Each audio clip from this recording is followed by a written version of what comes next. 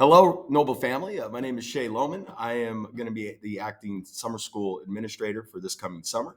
Excited to be on campus. I know a lot of familiar faces there and excited to work there this summer.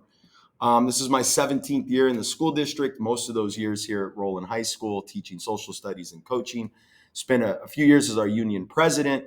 But actually, I started teaching at Nogales High School when I was long-term subbing. My first assignment was a PE class there for almost an entire year.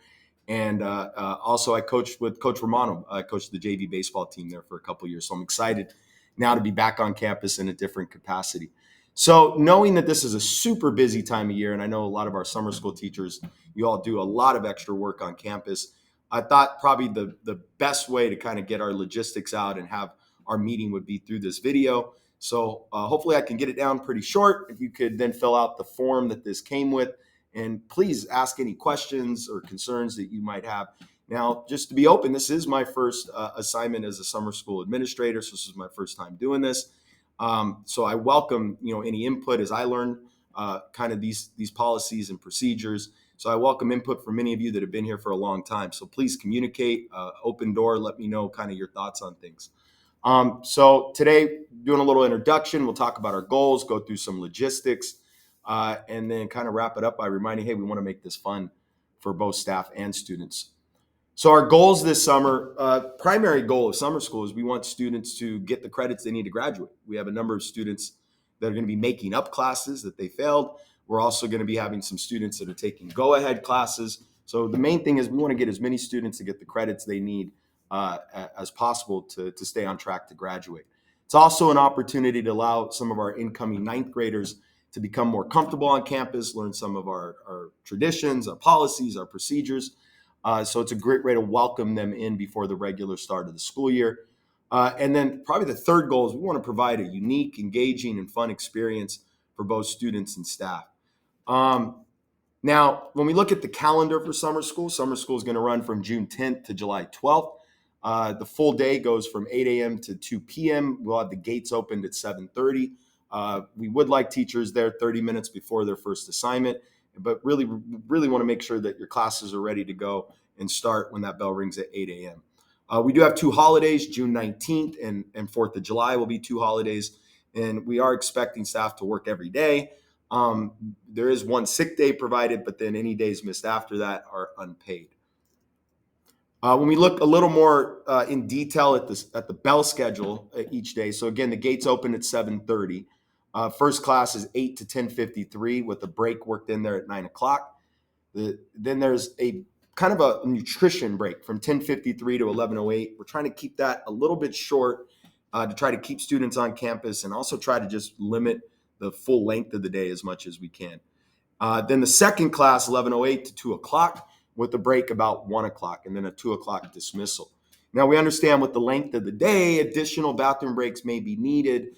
And one of the things we would like you to kind of consider doing or like you to do is to work in pods of 3 to 4 teachers in the rooms around you, whatever most logically works for you, and try to coordinate with each other that when you take those maybe extra bathroom breaks, that you all are not going at the same time. It would be nice if we didn't have more than, say, 25% of teachers at any one time at most kind of using the bathroom during those extra breaks. So if you could coordinate with the 3 or 4 teachers around you, just kind of rotating who's going to kind of take those extra breaks, those unscheduled breaks.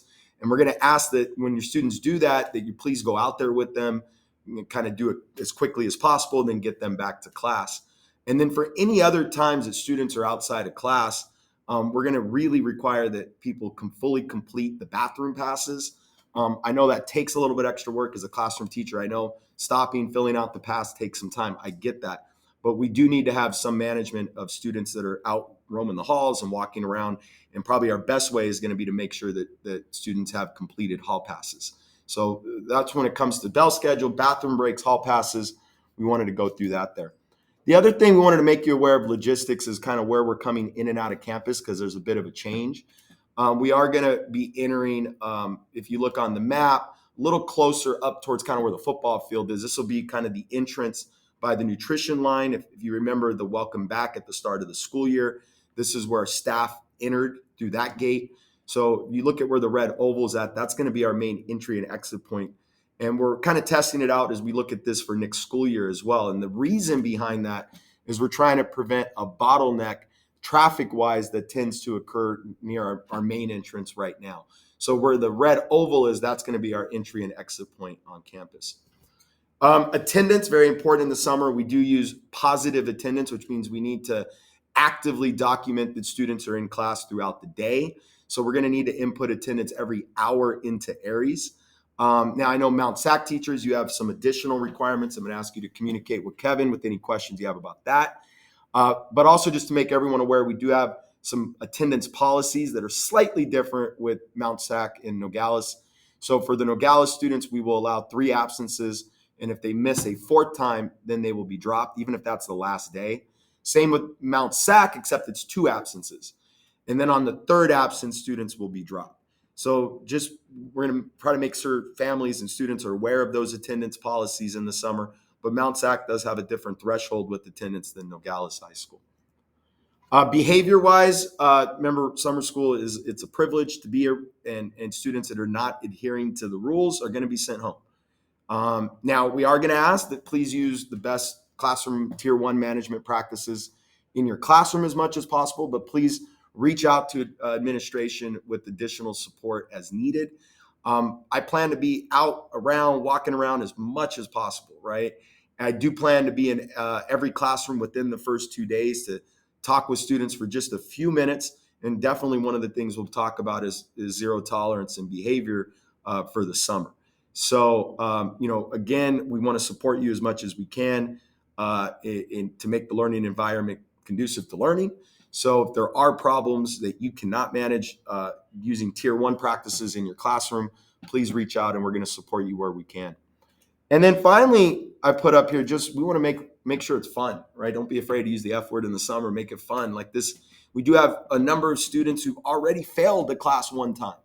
And if we just try to go back and do the same thing, we're probably going to get the same results, right? And so I encourage you to think outside the box, experiment with new lessons that you might want to try, and really work to make this fun for students and yourself, right? I mean, this is an opportunity to experiment a little bit and try some new things with students. So make summer school as fun as we can. And so again, I go back to our goals of the summer. Okay, we want students to obtain credit. We want to welcome newer students into our school environment. And we want to provide a unique, engaging, and fun experience for both students and staff. So I wish all of you a great end to the regular school year. I know it's a super busy time of year. If you could please fill out the form that this is attached with. Let us know that you watched the video, provide any questions or concerns you might have in that. And let's get started for a fantastic, fantastic school year. Have a great day.